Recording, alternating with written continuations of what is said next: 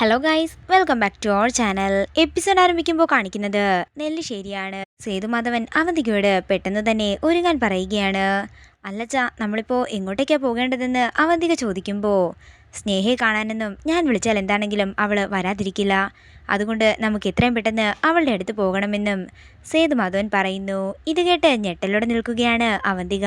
അത് പിന്നെ അച്ഛാ, നന്ദേട്ടനും കൂടി വന്നിട്ട് ആലോചിച്ചിട്ട് പോരെ ഇതൊക്കെയെന്ന് അവന്തിക ചോദിക്കുന്ന സമയത്ത് അവരെല്ലാവരും കൂടി നെല്ലിശ്ശേരിയിലേക്ക് എത്തുകയാണ്.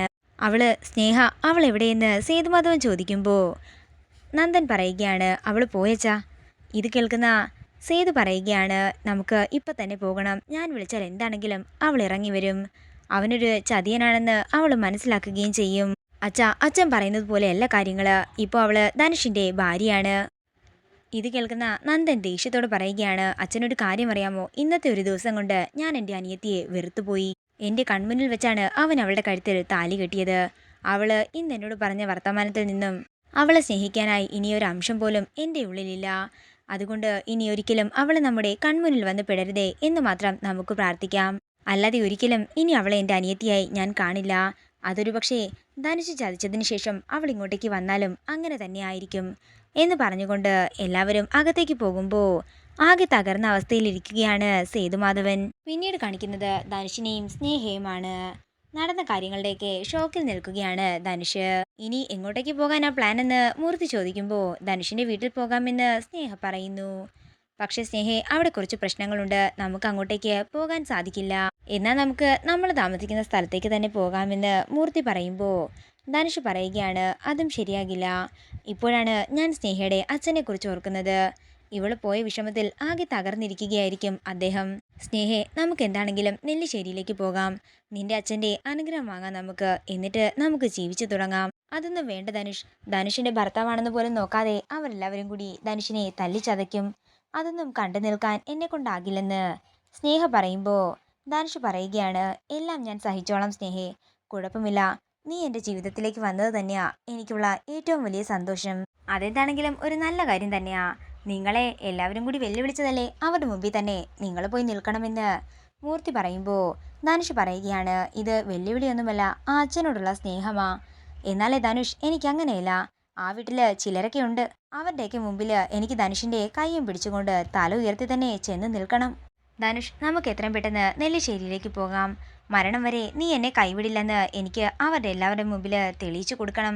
അച്ഛൻ്റെ കയ്യിൽ നിന്നും അനുഗ്രഹവും വാങ്ങാം. ഇത് കേൾക്കുന്ന ധനുഷ് സ്നേഹയെ ചേർത്ത് പിടിക്കുകയാണ്. അങ്ങനെ ധനുഷും സ്നേഹയും കുറച്ചു സമയങ്ങൾക്ക് ശേഷം നെല്ലിശ്ശേരിയിൽ എത്തിയിരിക്കുകയാണ്.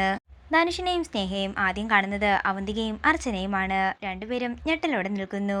സ്നേഹേ, നീ എന്തിനാ ഇപ്പോ ഇങ്ങോട്ടേക്ക് വന്നതെന്ന് ചോദിച്ചുകൊണ്ട് അർച്ചന പുറത്തേക്ക് ഇറങ്ങി ചെല്ലുമ്പോൾ, ഇത് എൻ്റെ വീടായതുകൊണ്ടാണെന്നും അതിന് നിങ്ങൾക്ക് എന്താണെന്നും ഞാൻ എൻ്റെ അച്ഛനെ കണ്ട് അനുഗ്രഹം വാങ്ങാൻ വന്നതാണെന്നും സ്നേഹ പറയുന്നു. അതിന് പറ്റിയൊരു സാഹചര്യമല്ലേ ഇപ്പോൾ. നിന്നെ കണ്ടാൽ വലിയ പ്രശ്നമുണ്ടാകും. നീ പോകാൻ നോക്കാൻ അർച്ചന പറയുമ്പോൾ, ധനുഷേ, നീ അകത്തേക്ക് വാ, എന്തുണ്ടാകുമെന്ന് നമുക്ക് കാണാമെന്ന് പറഞ്ഞുകൊണ്ട് ധനുഷിനെയും കൊണ്ട് വീടിൻ്റെ അകത്തേക്ക് കയറാൻ ഒരുങ്ങുകയാണ് സ്നേഹ. അതേസമയം സേതുമാധവൻ പുറത്തേക്ക് ഇറങ്ങി ചെല്ലുന്നു. അച്ഛൻ കാര്യങ്ങളെല്ലാം അറിഞ്ഞു കാണുമല്ലോ. ഞങ്ങൾ രണ്ടുപേരും ഇന്ന് വിവാഹം കഴിച്ചു.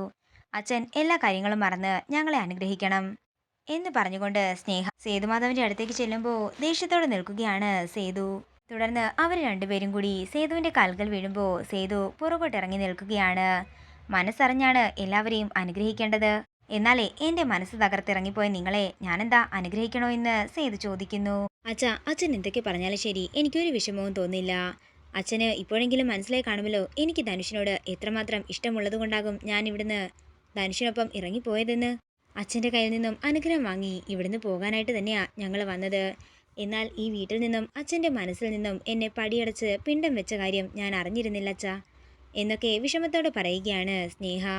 വാ ധനുഷ്, നമുക്ക് പോകാം. നമുക്ക് നമ്മളെ ഉള്ളെന്ന് പറഞ്ഞ് സ്നേഹയും ധനുഷും കൂടി തിരികെ പോകാൻ ഒരുങ്ങുമ്പോൾ സേതുമാധവൻ പറയുകയാണ്, നിൽക്ക്, നീ ധനുഷിനെയും വിളിച്ചുകൊണ്ട് അകത്തേക്ക് വാ.